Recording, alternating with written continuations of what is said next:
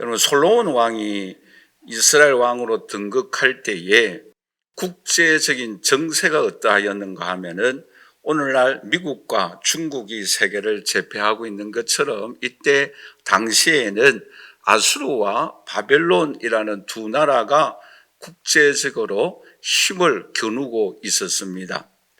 뿐만 아니라 이 솔로몬 왕이 되었을 때에 그 이스라엘 민족의 국내 정치는 어떠하였는가 하면은 이 솔로몬 왕은 다윗 왕이 스캔들로 인하여 태어난 아들이 바로 솔로몬이지 않습니까? 그렇기 때문에 다른 여인들로 통해서 태어난 왕자들이 많이 있었어요. 그러므로 아마 이 국내적으로도 그들을 따르는 충신들이 있었기 때문에 국내적인 정치적으로도 굉장히 혼란스러운 가운데 있었을 것입니다. 그러한 국내적으로 국제적으로 혼탁한 이러한 시대 때에 솔로몬 왕이 취하였던 행동이 뭔가 하면은 첫 번째로가 이집트 왕의 딸을 그의 아내로 데려와서 정치적으로 이집트라는 나라를 의지하기 시작하였습니다. 뿐만 아니라 이 솔로몬은 하나님 앞에 기브온에 가서 일천번제를 올려 드립니다. 하나님 앞에 9km나 떨어져 있는 기브온으로 가서 제단을 쌓게 되어지죠. 하나님께 간절한 마음으로 예배를 드립니다. 그럴 때 하나님께서 그의 정성을, 그의 마음을 받아 주심으로 인하여서 내가 너에게 무엇을 줄 것인가? 그럴 때에 이 솔로몬이 듣는 마음을 나에게 허락하여 주옵소서라고 간구하였을 때에 하나님의 마음이 흐뭇하였습니다. 그러므로 인하여서 하나님께서 이 솔로몬 왕에게 지혜와 부귀영화를 주셨어요. 그런데 그러한 지혜를 주시고 난 이후에 일어난 사건이 오늘 본문 말씀에 기록되어져 있습니다. 여러분, 오늘 본문 말씀의 핵심의 내용이 무엇입니까? 간단해요. 한 아이를 두고 두 어머니가 서로 자기 아들이라고 말을 하는 것입니다.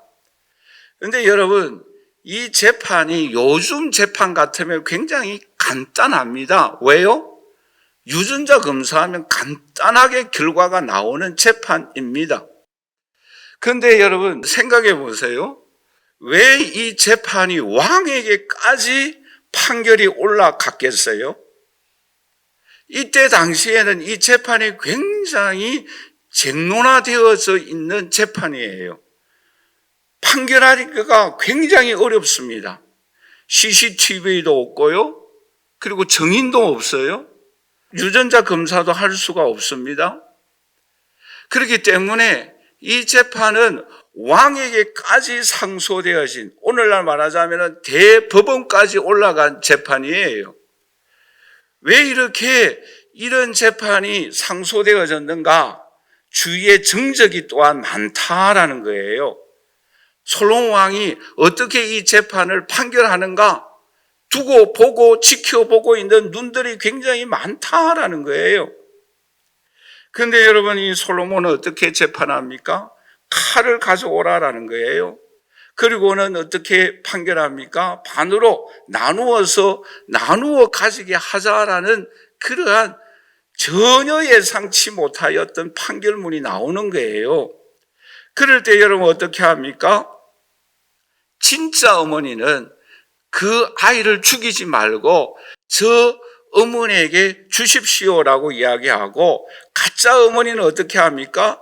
내 것도 되지 말고 네 것도 되지 말도록 죽여서 반으로 똑같이 공평하게 나누자라고 판결을 합니다. 요구를 합니다. 여러분, 그럴 때에 이 솔로몬이 결론적으로 어떻게 판결을 합니까? 오늘 본 말씀 27절 말씀인데 우리 한번 다 같이 읽어보도록 할까요? 왕이 대답하여 이르되 산 아이를 저 여자에게 주고 결코 죽이지 말라. 저가 그의 어머니이니라라고 판결을 하게 되어집니다.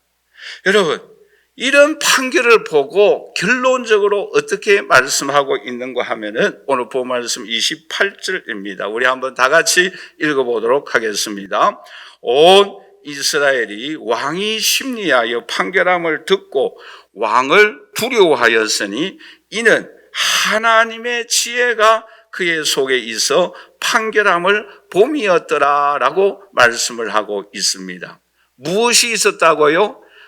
하나님의 지혜가 있었어요. 그러므로 결과적으로 어떻게 되어졌어요? 솔로몬 왕이 더 굳건하게 존경을 받게 되어지고 이스라엘의 많은 백성들이 그를 존경하게 되어지며 그 왕위가 굳건하게 되어지는 그러한 은총을 베풀어 주었습니다. 오늘 이 자리에 함께 예배드리는 저와 우리 사랑하신 성도 여러분, 오늘 저와 여러분들이 살아가는 이 시대 속에 우리에게 어려운 문제들이 많이 있습니다. 또한 결정하여야 할 일들이 우리에게 많이 있어요. 그러한 때에 오늘 우리에게 솔로몬에게 주셨던 이 하나님의 지혜로 인하여서 잘 판단하시고 결정함으로 인하여서 하나님 앞에 영광을 올려드리고 여러분 자리가 더욱더 굳건하여 져가고 주위에 있는 사람들에게 좋은 영향력을 끼칠 수 있는 오늘 저와 여러분들이 되시기를 주님의 이름으로 간절히 축원합니다. 자, 그러면 이 솔로몬의 재판을 통해서 오늘 우리에게 교훈하고 있는 것이 무엇인가? 크게 두 가지 면을 우리가 함께 살펴보고자 합니다. 첫 번째로서는 우리 한번 다 같이 따라서 할까요? 어머니의 마음은 하나님의 마음을 의미한다. 여러분, 여기서 한 가지 생각해 보십시오. 지금 칼로 인하여서 산 아이도 죽을 수밖에 없어요. 왜요? 왕의 음명입니다. 근데 여러분, 이 죽을 수밖에 없는 아이를 살릴 수 있는 길이 무엇입니까? 그 길은 오늘 본 말씀 25절입니다. 우리 한번 다 같이 읽도록 하겠습니다. 왕이 이르되 산 아이를 둘로 나누어 반은 이 여자에게 주고 반은 저 여자에게 주라는 음명 앞에서 산 아이가 살 수 있는 길이 있어요. 그 내용의 답이 26절 말씀입니다. 여러분 26절 말씀을 주목하여 한번 읽어보도록 하십시다. 같이 읽겠습니다. 그 산 아들의 어머니 되는 여자가 그 아들을 위하여 마음이 불붙는 것 같아서 왕께 아뢰어 청하건대 내 주여 산 아이를 그에게 주시고 아무쪼록 죽이지 마옵소서 하되. 자, 저를 보십시다. 이 아이가 살 수 있는 길이 무엇입니까? 진짜 어머니가 포기하는 일입니다. 진짜 어머니가 전부를 다 포기해서 저 여자에게 주는 거예요. 그것밖에 살아있는 아이를 살릴 수 있는 길이 없어요.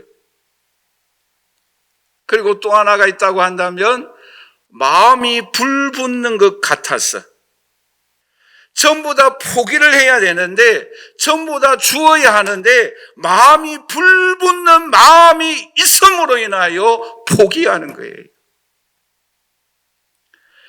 여러분 성경의 주요한 내용들을 여러분 한번 살펴보십시오. 엘리야에게 사르밧 과부가 있었어요. 떡 한 조각을 만들어서 나에게 달라고 합니다. 근데 사르밧 과부에게 있는 전 재산이 뭐예요? 통에 기름 조금, 병에 기름 조금밖에 없어요. 우리 아들과 제가 한 끼 양식밖에 없어요. 그런데 엘리야 선지자는 어떻게 요구합니까? 너희들 먼저 먹고 나머지를 나에게 달라고 합니까? 아니에요. 먼저 나에게 주고 나머지는 너희들이 먹으라라는 거예요. 그런데 사르밧 과부가 어떻게 합니까? 먼저 엘리야 선지자에게 다 드립니다. 포기하는 거예요. 그럴 때 하나님께서 어떤 은혜를 베풀어 주십니까? 통의 가루와 병의 기름이 마르지 아니하였다라고 말씀하고 있습니다. 여러분 이런 사건들이 성경에 많이 기록되어져 있지 않습니까? 여러분 아브라함에게 독자 이삭을 어떻게 말씀하고 있습니까? 번제로 바치라라고 말씀하고 있지 않아요? 여러분 한 가난한 과부가 와서 주님이 보실 때에 헌금을 합니다. 헌금을 하는데 드린 돈이 얼마예요? 2렙돈밖에 없어요. 그런데 예수님은 이 여인의 헌금함을 보시고 칭찬해 주십니다. 왜요? 전부를 다 드리는 거예요. 여러분, 베다니의 나병 환자 시몬의 집에서 예수님이 식사하실 때에 한 여자가 와서 어떻게 합니까? 매우 값진 향유를 완전히 뭐예요? 깨뜨려서 주님 앞에 부어 드립니다. 그럼 우리가 여기에서 무엇을 느낄 수가 있습니까? 전부를 다 포기해서 하나님 앞에 드려야 한다라는 거예요. 어떤 마음으로? 마음에 불 붙는 것 같았어. 주님의 은혜에, 주님의 사랑에, 주님의 손길에 감격하고 즐거운 마음으로, 간절한 마음으로 주님 앞에 다 포기하여 드리는 거예요. 그럴 때 주님은 어떤 은혜를 베풀어 주십니까? 전부를 다 주십니다. 이것이 복음이에요. 여러분, 여기서 마음이 불붙는다라는 이 단어의 뜻이 뭔가 하면은 히브리어 원어를 보면은 자궁이라는 뜻이 있어요. 말하자면 모성애를 의미하고 있습니다. 깊은 사랑을 의미하고 있습니다. 깊은 헌신을 강조하고 있는 거예요. 그런 마음으로 모든 것을 다 포기하는 거예요. 그때 솔로몬이 어떻게 판결합니까? 저 여자가 진짜 어머니다. 저 아이를 그 여자에게 주라라는 거예요. 여러분, 여기에서 전부를 다 포기한 이 여인은 누구를 의미하고 있습니까? 하나님의 마음이에요. 여러분, 하나님은 오늘 저와 여러분들을 위하여 하나뿐인 독생자 아들 예수님을 이 땅에 보내어 주셨습니다. 그리고 물과 피를 아낌없이 전부를 다 오늘 저와 여러분들을 위하여 쏟아 부어 주셨어요. 여러분, 예수님이 엘리 엘리 라박사박다니 나의 하나님 어찌하여 나를 버리십니까? 라고 신음하고 고통하고 탄식하였습니다마는 그 모습을 바라보는 아버지 하나님의 마음이 어떠하겠어요?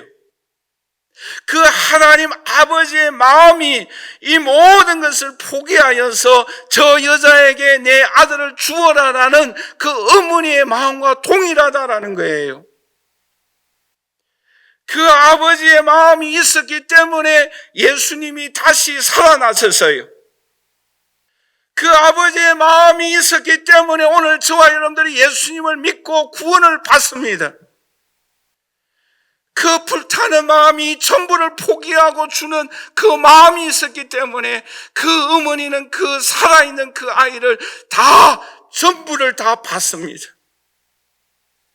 여러분, 오늘 본 말씀에 그 아들을 위하여 하나님도 그 아들을 위하여 마음에 아프지만 전부를 다 저와 여러분들을 위하여 십자가에 죽으심으로 인하여 그 아들을 다시 살려주시고 그 아들의 희생으로 인하여 오늘 저와 여러분들이 예수님을 믿고 구원을 받고 천국에 가고 예배 드리고 성령의 능력을 힘입고 오늘날까지 하나님의 은혜 가운데 살아가고 있는 줄 믿습니다.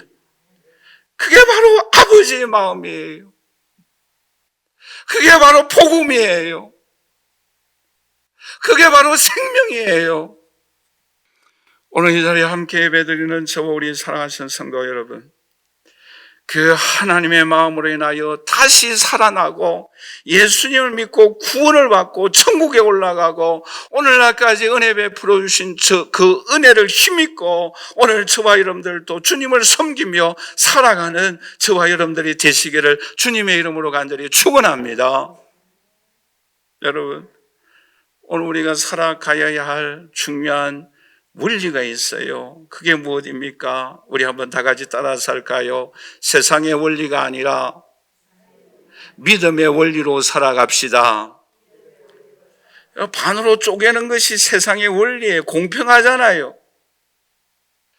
그러나 이 은혜를 받은 오늘 저와 여러분들 가슴속에 꼭 기억해야 될 것은 하나님의 은혜로 우리는 다시 살아난 아들입니다. 그 은혜를 받은 저와 여러분들도 이 땅에 살아갈 때 이제는 아버지의 마음을 본받아서 세상의 원리에 따라 살아가는 것이 아니라 믿음의 원리에 의하여 살아갈 수 있기를 주님의 이름으로 간절히 축원합니다. 우리에게 믿음의 원리를 제시한 것이 있어요. 그게 무엇입니까? 기도 생활이에요. 하루에 첫 시간을 주님 앞에 드리면 그 하루를 주님 앞에 드린 줄 믿습니다. 그게 바로 믿음의 원리예요. 24시간 중에 1시간 첫 시간을 주님 앞에 드렸는데 주님은 그 하루 전부를 다 받으시는 줄 생각하고 있고 그 1시간을 드릴 때에 주님은 오늘 우리에게 전부를 다 주십니다. 여러분 일주일 7일간이에요. 그런데 이 하루 주일을 하나님 앞에 드리면 일주간 전체를 하나님께 드린 줄 알고 주님은 전부를 오늘 우리에게 축복하여 주시고 은혜를 베풀어 주십니다. 여러분 10분의 1을 우리에게 주셨어요. 11조를 할 수 있도록 은혜 베풀어 주셨어요. 10분의 1을 드리면 전체를 하나님 앞에 드린 줄 알고 주님은 오늘 우리에게 물질의 축복을 베풀어 주십니다. 이게 바로 믿음의 원리예요. 이게 바로 주님께서 받으시는 전부를 우리가 주님 앞에 드리는 방법이에요. 그것을 보시고 주님은 오늘 우리에게 전부의 은총과 축복을 저와 여러분들에게 베풀어 주십니다. 여러분 왜 그 시골에 가면은 그 펌프가 있잖아요. 펌프 아시죠? 펌프 처음에 물을 끌어올리기 위해서 어떻게 합니까? 마중물을 부어요. 그렇죠? 그러면 뭐예요? 한없이 물이 올라오는 거예요. 동일한 거예요. 믿음의 원리에 의해서 그 마중물을 붓는 게 하루에 첫 시간 주님 앞에 기도드리는 거예요. 일주일에 첫 시작하는 하루를 주님 앞에 예배드리는 거예요. 우리의 수입의 10의 1조를 주님 앞에 드리는 거예요. 우리에게 주신 달란트 중에 소명감을 가지고 사명감을 가지고 주님 앞에 그 달란트를 드리는 거예요. 그러면 주님께서는 우리가 전부를 다 주님 앞에 드리는 것처럼 생각하시고 주님은 오늘 우리에게 전부의 은총과 축복과 능력과 권능을 오늘 우리에게 베풀어 주십니다. 이 은총을 경험하며 하나님 앞에 영광 돌릴 수 있는 저와 여러분들이 되시기를 주님의 이름으로 간절히 축복합니다. 마지막 두 번째로 오늘 본문 말씀을 통해서 우리에게 교훈하고 있는 것이 무엇입니까? 우리 한번 다 같이 따라서 할까요? 여인은 변화된 창기이다. 여러분 오늘 본문 말씀 16절을 우리 다시 한번 읽어보도록 하십시다. 그때에 창기 두 여자가 왕에게 와서 그 앞에 서며, 여러분 이스라엘 백성들이 가장 싫어하고 멸시받는 직업을 가지고 있는 그 두 가지 직업을 말한다고 한다면 무엇일까요? 세리와 창기예요. 그리고 오늘 본 말씀해 보시면 이름도 없어요. 그렇죠? 신부는 나와 있어요. 그 직업이 뭐입니까? 창기예요. 이름도 없어요. 그러니까 앞에 잠깐 언급하였습니다마는 이런 창기가 이 재판이 솔로몬 왕 앞에 서서 재판을 받는다라는 것에 여러분 중점적으로 한번 생각해 보세요. 왜 왕 앞에 이런 이름도 없는 가장 멸시받는 직업을 갖고 있는 이 창기가 왕 앞에 재판을 받을 수 있었을까요? 두 가지 원인이 있겠죠. 그렇죠? 하나는 뭐예요? 앞에도 말씀드린 것처럼 판결이 너무나 어려웠다라는 거예요. 대법원까지 올라갈 수밖에 없었다라는 거예요. 이때 당시 이스라엘 왕이 두 가지 큰 직임이 있어요. 책임이 있어요. 하나는 뭔가 하면 통치하는 거예요. 다스리는 거예요. 그리고 또 하나는 재판하는 거예요. 왕이 하여야 할 두 가지 큰 직무예요. 그렇기 때문에 이 왕 앞에까지 왔어요. 대법원 앞에까지 왔어요. 왜? 판결할 수가 없으니까. 너무 어려우니까. 또 하나가 뭐예요? 솔로몬 왕 주변에 지켜보는 사람들이 많았다라는 거예요. 정적이 많았다라는 거예요. 어떻게 판결하는가 지금 지켜보고 있는 이스라엘 민족, 또 다른 왕자들의 모든 그 신하들 따르는 그 충신들, 이 주위에 적들이 너무 많이 있었다라는 거예요. 그래서 지금 지켜보고 있어요. 말하자면 여론이 집중되고 있어요. 이 사건을 어떻게 재판하는가, 판결하는가, 여기에 모든 여론이 다 집중되어져 있다라는 거예요. 그러나 하나님께서 이 솔로몬 왕에게 지혜를 주심으로 인하여 놀라운 판결을 할 수 있는 은총을 베풀어 주었어요. 그러므로 오늘 저와 여러분들도 이 하나님께서 주시는 지혜로 인하여 모든 삶의 문제들을 해결하고 또 그 일을 해결함으로 인하여서 주위에 존경을 받고 하나님의 은총과 능력을 힘입고 나아갈 수 있는 오늘 저와 여러분들이 되시기를 주님의 이름으로 간절히 축복합니다. 그런데 또 하나 여기서 중요한 것이 있어요. 로마서 7장 3절을 우리 같이 읽어보도록 할까요? 그러므로 만일 그 남편 생전에 다른 남자에게 가면 음녀라. 자, 저를 보십시오. 남편이 살아있는데 다른 남자에게 가면 뭐라고 그랬어요? 음녀다. 지금 바세바가 어떤 상태에 있습니까? 우리야 남편이 살아있어요, 없어요? 그런데 다윗과 스캔들이 일어났잖아요. 그러므로 이 음녀는 누구다라는 거예요? 바세바라다라는 거예요. 그런데 보세요. 다윗과 바세바 사이에 태어난 첫 번째 아이는 어떻게 되어집니까? 죽어요. 오늘 본문에서도 한 아이가 어떻게 됩니까? 죽어요. 두 번째 태어난 아이가 누구예요? 솔로몬이에요. 오늘 본문에 죽을 뻔하였지만 다시 살아난 아이가 있어요, 없어요? 있어요. 자, 여기서 여러분 오늘 우리에게 중요한 교훈을 한 가지 발견하여야 합니다. 그게 뭔가 하면은 첫 번째 여인, 저 아이를 칼로 잘라서 반으로 나누게 해달라라는 이 여인은 누구를 가리키고 있는가라는 거예요. 그 아이는 누구를 의미하고 있는가 하면은 우리 한번 다 같이 따라서 합니다. 거듭나지 못한 사람들이다. 거듭나지 못한 죄인들을 의미하고 있습니다. 한마디로 말씀드리면 불신자를 의미하고 있다라는 거예요. 이런 사람들은 어떻게 살아갑니까? 세상적인 원리로 살아가는 거예요. 그 사람들은 뭐예요? 반으로 나누자라고 요구하고 있어요. 공정사회입니다. 누가 뭐라고 말할 수가 없어요. 그러나 이 사람들은 뭐예요? 오늘 본 말씀 19절 말씀에 보시면 우리 한번 다 같이 읽어보도록 할까요? 그런데 밤에 저 여자가 그의 아들 위에 누움으로 인하여 그 아들이 죽었다라고 말씀하고 있습니다. 저 여자가 누움으로 인하여 그 아이를 누름으로 인하여 압박을 죽음으로 인하여서 그들의 죄악으로 인하여 그들의 부주의로 인하여 그 아이를 죽였다라는 거예요. 여러분 로마서 1장 28절에서 31절 말씀해 보시면 우리 한번 다 같이 읽어보도록 할까요? 또한 그들이 마음에 하나님 두기를 싫어하며 하나님께서 그들을 그 상실한 마음대로 내버려 두사 합당하지 못한 일을 하게 하셨으니 곧 모든 불의, 추악, 탐욕, 악의가 가득하고 이런 죄악들을 쫙 기록하고 있습니다. 이런 사람들이 뭐예요? 첫 번째 어머니예요.